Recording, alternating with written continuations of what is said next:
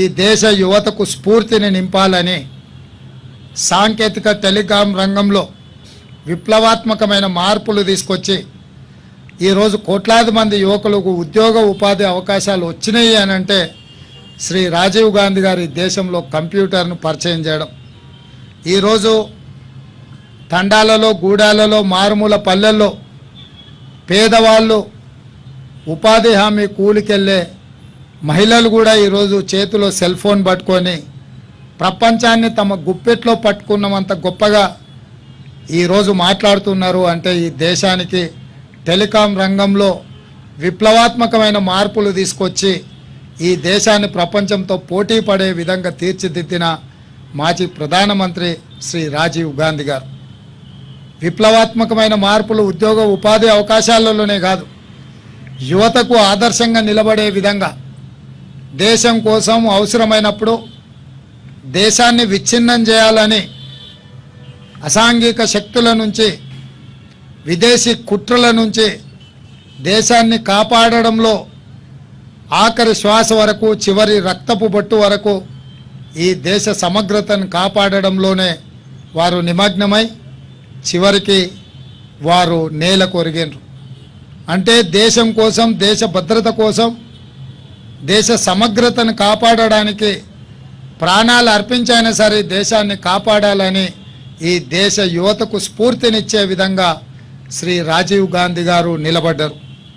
ఈరోజు మనం ఎక్కడైతే ప్రతిష్ఠించుకుంటున్నామో ఆ విగ్రహాలను వర్ధంతికో జయంతికో దండలేసి దండం పెట్టడానికి కాదు, మనం ఇంట్లో నుంచి బయలుదేరినప్పుడు, మనం సమాజంలో ప్రజల్ని కలిసినప్పుడు కూడలిలో మహానుభావుల విగ్రహాలను చూస్తే వారి స్ఫూర్తి, వారి ఆదర్శాలు మనల్ని ముందుకు నడిపించడానికి అవసరమైన స్ఫూర్తినివ్వడానికే ఈరోజు ఇలాంటి విగ్రహాలు మనం ప్రతిష్ఠించుకుంటున్నాము.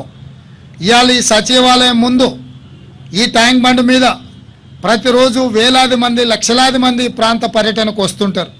వాళ్ళందరికీ కూడా ఒక స్ఫూర్తిని నింపడానికి ఒక ఆదర్శవంతమైన నాయకుడి విగ్రహం ఇక్కడ ఉండడం ఎంతో అవసరమో ఆ ఆలోచనతోనే ఈరోజు ఇక్కడ శ్రీ రాజీవ్ గాంధీ గారి విగ్రహాన్ని మనం ఆవిష్కరించుకుంటున్నాము.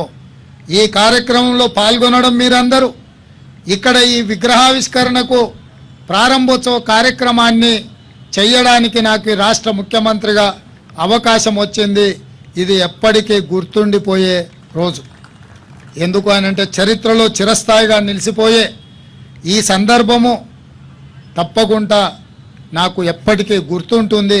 చరిత్రలో రాజీవ్ గాంధీ గారి విగ్రహం ఇక్కడ ఉన్నంతకాలం, చరిత్రలో వారి కీర్తి, వారి గొప్పతనం చర్చించినంతకాలం తప్పకుండా ఈ సందర్భం కూడా గుర్తుంటుంది.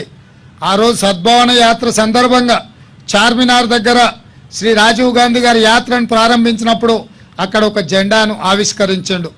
ఆ రోజు ప్రధానంగా పెద్దలు వి హనుమంతరావు గారు ఆ కార్యక్రమాన్ని, రాజీవ్ గాంధీ గారిని తీసుకొచ్చి ఆ కార్యక్రమాన్ని ఏర్పాటు చేశారు. ఇప్పుడు ఏ సందర్భం వచ్చినా, అక్కడ ఏ కార్యక్రమం తీసుకున్నా రాజీవ్ గాంధీ గారితో పాటు పెద్దలు హనుమంతరావు గారి గురించి కూడా మనం చర్చించుకుంటాం. అందుకే ఈరోజు మనకందరికీ ఆదర్శంగా ఉండే శ్రీ రాజీవ్ గాంధీ గారి విగ్రహాన్ని ఇక్కడ మనం ప్రతిష్ఠించుకుంటున్నాం.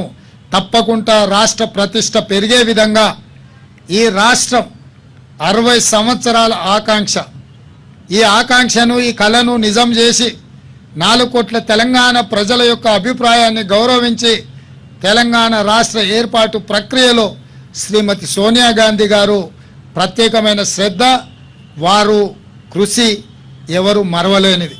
కాబట్టి ఈరోజు శ్రీమతి సోనియా గాంధీ గారిని తప్పకుండా విగ్రహాన్ని ప్రతిష్ఠించి విగ్రహావిష్కరణకు మేమందరం కలిసి శ్రీమతి సోనియా గాంధీ గారిని ఆవిష్కరించి, వారిని పిలిపించి వారి చేత ఈ విగ్రహాన్ని ఆవిష్కరింపజేసి ఆ రోజు లక్షలాది రాజీవ్ గాంధీ గారి అభిమానుల సమక్షంలో ఈ విగ్రహాన్ని ఆవిష్కరించే కార్యక్రమాన్ని ప్రభుత్వ పరంగా, పార్టీ పరంగా చేపడతామని చెప్తూ ఈ కార్యక్రమంలో పాల్గొని ఈ కార్యక్రమాన్ని, ఈ నిర్మాణ కార్యక్రమాలను ప్రత్యేకమైన శ్రద్ధతోని R&B అధికారులు నిర్వహించాలి.